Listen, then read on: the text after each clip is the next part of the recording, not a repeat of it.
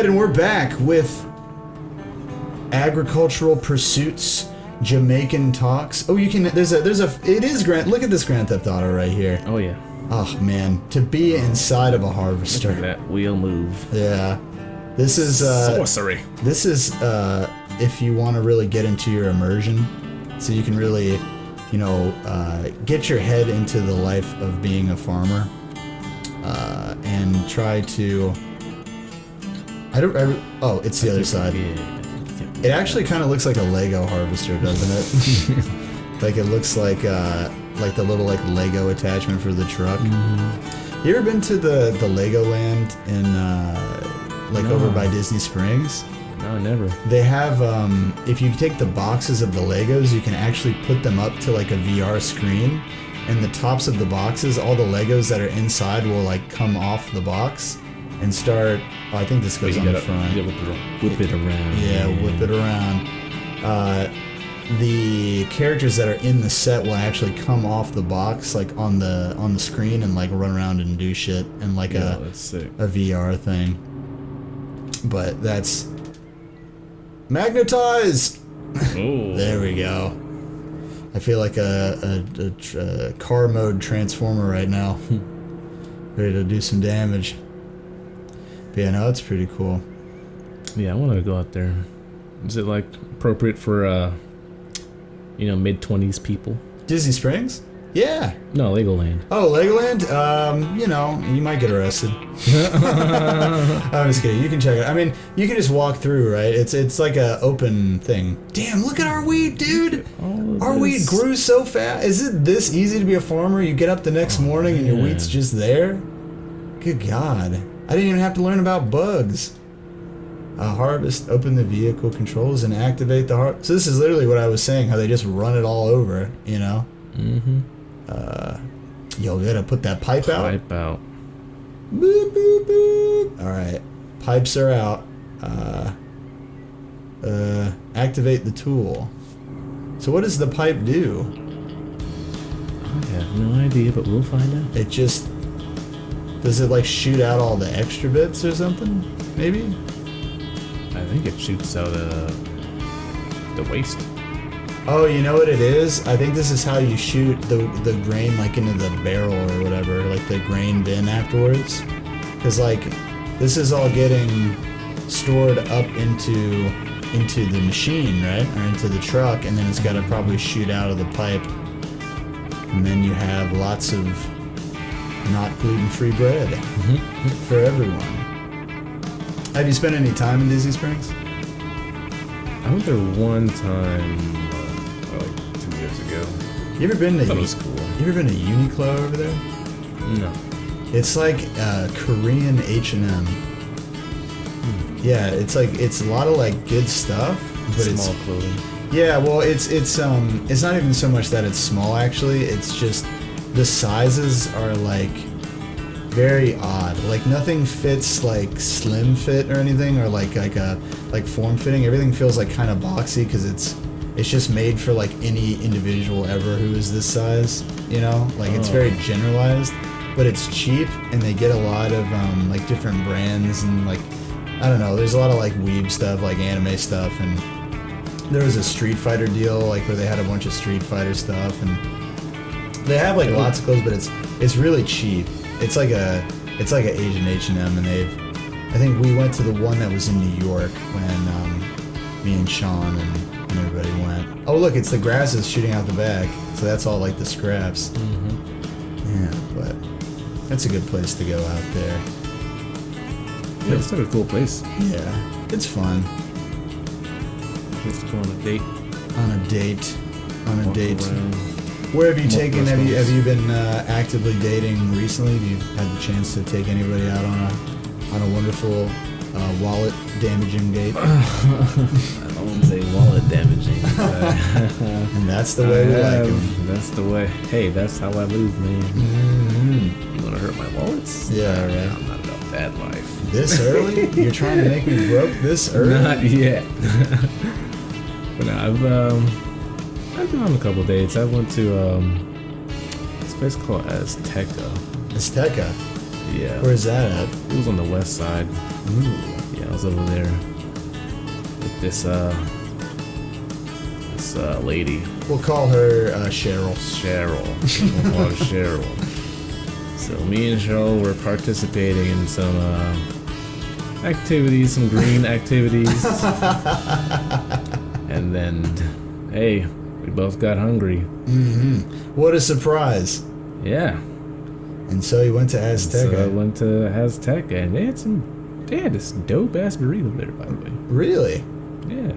What is West Side, like over by Pine Hills or something? It was, like past downtown. Mm-hmm. Like Hiawassee? Oh, Hiawassee, okay. Yeah, but I'll never go back over there again. It was a one-time thing. yeah, like, don't get me wrong. I feel the same way about West Side, the spots of West Side that I bet you would feel, but yeah, I mean, I don't know. It was a good place. It was cool, but yeah, I don't see the need for me to drive back up there again. Have you ever had, I mean, I don't know, you lived out on that side, in your last situation. Now you're closer over here, right? Yep. Have you ever seen any sketch shit go on West Side? I mean, I know Marcus works out there, and he says it's not that bad. Like sketch stuff going on the West Side? Mm-hmm. Oh yeah, definitely. Yeah. It's a place I lived at with this one of my homeboys before I moved. They were robbing cars, like really? They were breaking into cars. Oh my god. You just watched people break into cars? I haven't seen it with my own two eyes, but I've heard like neighbors complaining about it. There was so Parker lived out. I mean, it's not Pine Hills or any area like closer to downtown West Side, but he lived in I think it was effectively Apopka, because he was like a little bit west of Claremont, or a little bit west of Altamont. Mm-hmm. And he lived out by Apopka, and when he was moving in here, he needed to sell a bunch of his furniture. So he used, there's some furniture app. You aware of this? There's some app where you can sell your stuff really quick. OfferUp? Yeah. It was, maybe it was OfferUp, I don't know. But basically, he had sold all this stuff, or was going to sell his couch on the app, and I was like super scared. He basically, Parker asked me like, hey, can you hang out with me to be at this OfferUp deal, because I don't want to get murdered by the person who's trying to buy my couch, because I don't know if like this person's like. And I was like, yeah, sure, at the beginning of the day. And then later I was like on YouTube, and I was just looking at all these stories of like people that got shot at like OfferUp deals in Florida, in Longwood. Yeah, and stuff like that, and like people that got robbed at gunpoint and like knifed him. Like, I'm like, yo, Parker, like, you're my boy, and like, if you want to sell this, you want to sell this couch, but I'm not gonna be. I got places I'm trying to be in my life. I can't. I don't want to get stabbed at selling your couch on OfferUp. So I made that. There was nothing ended up happening, but. I still don't regret it, because, like, what if something did fucking happen, Like, if you sell on Facebook, at least you can vet the person that you're selling for, So it's, at least you have some idea of what you're going to do, He met them in a public spot, like, place? No, at his place. Yeah. Yeah. I was like, dude, just, like, because you can call the police, and you can say, can somebody just, like, stand out front at this time or something? Watch. Just have, like, a vehicle out there or something. But I was like, come on, like, that shit is so sketch, dude. I would never do that. I would just go on Facebook or try to sell to a family friend or something like that. Look at this field. Yeah, right? What the hell? You have 47 minutes. Oh my god. To fertilize the field. Look at how slow he's going, man. Oh my god. Jesus Christ. So here's the real question, though. Like, what have we actually learned about farming from this? All we've learned is that when you live on a farm, you get up in the morning and there is a truck filled with some shit in it. And you go to the truck or the tractor or whatever, and then you just kind of drive the fuck around in a field, and then you drive back, and then you're done. And that's how all farming works. Yeah. It's like you drop off the equipment. Yeah, you just leave it back at your house, and like the fucking the fertilizer fairy comes and like takes the rest of it and parks your your trailer. Yeah, parks your trailer, like gives you, and then fucking like the ghost of this like old white dude like deposits some money like into your account as if he had some like direct like pay system set up. It makes no sense. But yeah, it's oh god. But yeah, man, I don't know. I wouldn't sell any of my stuff. The only thing I've ever like resold is I sold that bass so I could get my camera. Do you remember my bass? You saw my old bass, yeah, right? It was sick looking bass. Yeah, it was. What I remember. It was an F bass.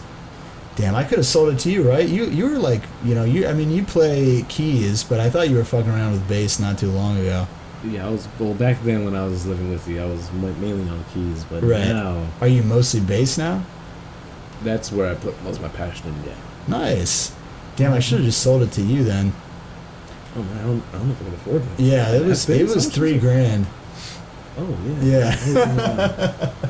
I was ready to drop them kind of funds. Yeah, no. I got some good. I mean, that's how I got that camera that I use. I just sold all the bass. If is that Fedora? I don't know. I think it's just called F bass. It's one of those Canadian like boutique places that sell basses. Yeah, I've heard of it before. it's super duper nice. I mean, you saw it was beautiful, Yeah. and it went to somebody who plays it a lot. So that's. I mean, I feel better about that because I wasn't using it. You know, I had played it a bunch back when I was doing band stuff, but not really anymore. But yeah, honestly though, like, for me, like guitar, it's more strings. You can play chords on it easier. So it is like a different instrument. But when you play, if you're not using like a lot of pedals and stuff, if you play guitar-centric music, you kind of end up just getting stuck like in a genre, I feel, harder than you do if you're a bass player. Because a bass goes with everything. A bass can be in any kind of music, you know? I don't know. I think like if I was to like really put a band together and get back into it, I'd have to buy a new bass. But I would definitely I would play bass, and I probably wouldn't play guitar for the music that I would want to make. Why do you say that? It's just like the guitar doesn't fit into anything that I listen to anymore, like you can produce those sounds if you have some kind of like MIDI interfacing guitar, which sounds weird, but I do have one that works like that and works okay. But I prefer like keys, or I prefer like just any kind of electronic stuff, like DJ stuff, or just computer synthesized stuff that just doesn't like naturally sound like it's just coming out of an instrument these days, Very like produced stuff, I suppose. And obviously there's some value to just plugging away on a guitar and having fun, but that's not the stuff I would like want to produce.